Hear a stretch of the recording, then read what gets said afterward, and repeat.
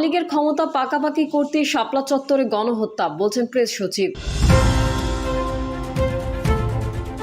সত্যিকারের পরিবর্তনের জন্য সবার আগে পুলিশ সংস্কার করতে হবে, বলছেন মান্না। জানাবো বাড়তি দামে রমজান শুরু, ইফতার পণ্যে অসাধুর চোখ। এবং সর্বশেষ জানাবো সেকেন্ড রিপাবলিক বলতে কি বোঝাতে চাইছে জাতীয় নাগরিক পার্টি। এতক্ষণ শুনছিলেন সংবাদ শিরোনাম, এবারে বিস্তারিত। তবে তার আগে অনুরোধ থাকবে আমাদের চ্যানেলটি সাবস্ক্রাইব করে বেল আইকনটি ক্লিক করুন। আওয়ামী লীগের ক্ষমতা পাকাপাকি করতেই শাপলা চত্বরে গণহত্যা, বলছেন প্রেস সচিব। প্রধান উপদেষ্টার প্রেস সচিব শফিকুল আলম বলেছেন, আওয়ামী লীগ সরকারের ক্ষমতার পাকাপাকি বন্দোবস্ত করতেই শাপলা চত্বরে গণহত্যা চালানো হয়। শফিকুল আলম বলেন, ইন্টারন্যাশনাল হিউম্যান রাইটস গ্রুপগুলো বলে শাপলা চত্বরের ঘটনায় 60 থেকে 61 জন মারা গেছে, আর হেফাজত বলে এখানে কয়েক হাজার মানুষ মারা গেছে। কোনটা সত্য এটা জানার জন্য আমার মনে হয় হেফাজতের এখানে একটা রোল আছে। হেফাজতের উচিত নিজে রিসার্চ করে বলা কতজন মারা গেছে, কারা কারা মারা গেছে। 12 বছর আগে 2013 সালের 28 ফেব্রুয়ারি মাওলানা সাঈদীর ফাঁসির রায়ের সময় ভয়াবহ একটা হত্যাকাণ্ড হয়েছে। আমি তখন জার্নালিজম করছি। সারা দেশে আমি 130 থেকে 132 জনের মৃত্যুর সংখ্যা গুনেছি। 28 ফেব্রুয়ারি ও 1 মার্চ ভয়াবহ হত্যাকাণ্ড হয়েছে। 2013 সালের ডিসেম্বরে বিএনপিপন্থী প্রচুর ছেলেকে গুম করা হয়। কেউ বলে 24 জন, কেউ বলে 18 জনকে উধাও করা হয়েছে। তাদের এখনো পাওয়া যায়নি। বাংলাদেশের ইতিহাসে একসঙ্গে এতগুলো মানুষ গুমের ঘটনা আগে কখনো ঘটেনি। তিনি বলেন, 2013 সালটা বাংলাদেশের জন্য একটা ভয়াবহ বছর। এই বছরের এপ্রিলেও একটা হত্যাকাণ্ড হয়েছে।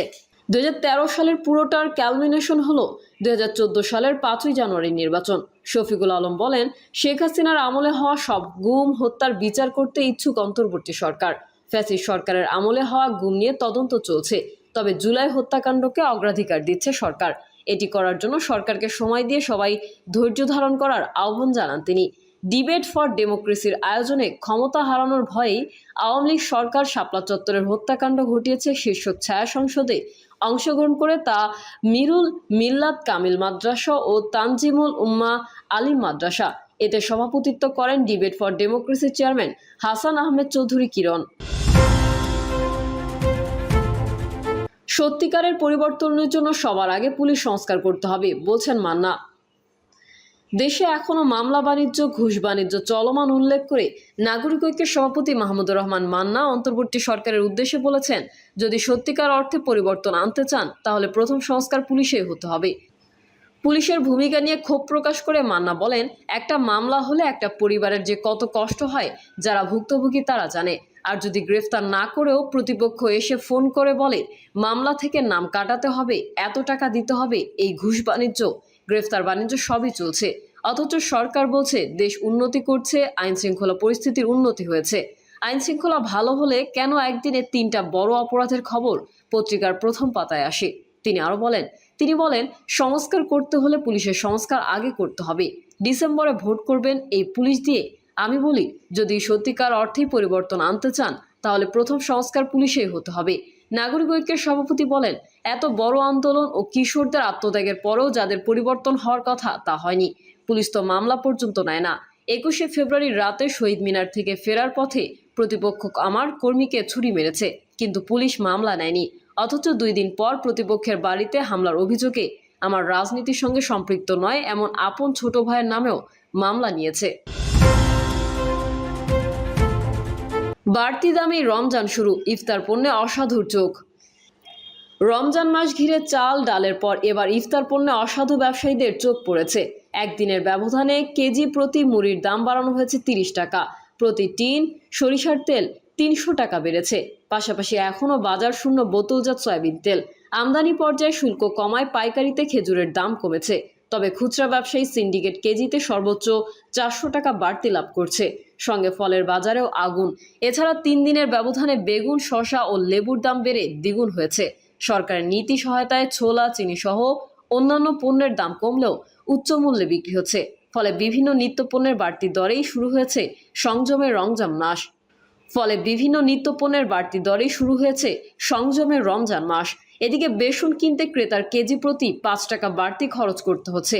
প্রাণ সস কেজিতে বেড়েছে 10 টাকা। গত বছরের তুলনায় ইউসুফগুলের ভুসি, ট্যাং, রুয়াবজার দাম কমেছে। তবে আরেক দফা বেড়েছে ধনেপাতা, পুদিনা পাতার দাম।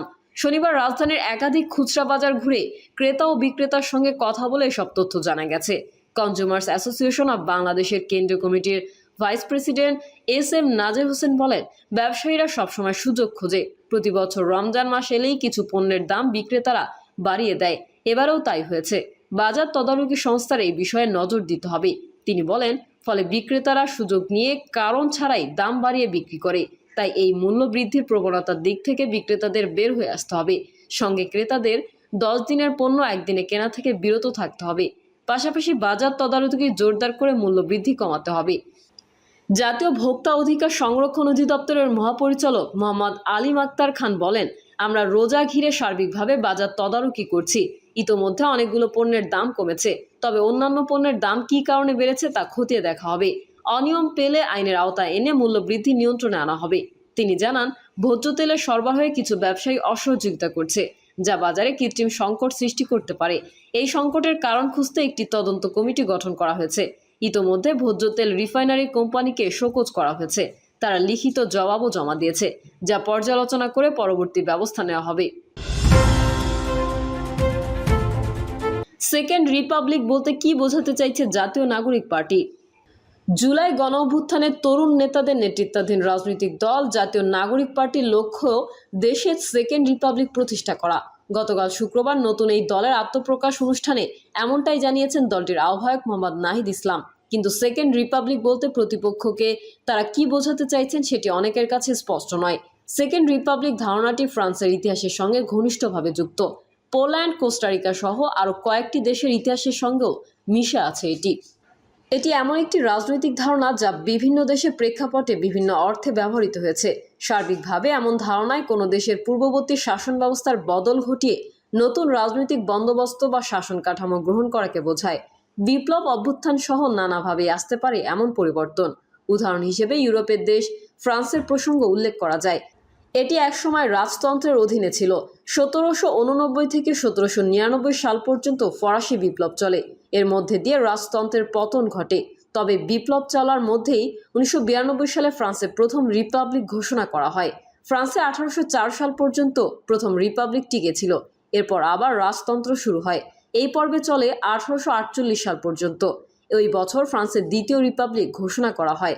এটিকে টিকেছিল 1852 সাল পর্যন্ত। সংক্ষিপ্ত সময়ের জন্য হলেও সেকেন্ড রিপাবলিক ফ্রান্সের ইতিহাসের একটি গুরুত্বপূর্ণ অধ্যায় হিসেবে বিবেচিত হয়। দফায় দফায় শাসন ব্যবস্থা বদলে ফ্রান্সে এখন চলছে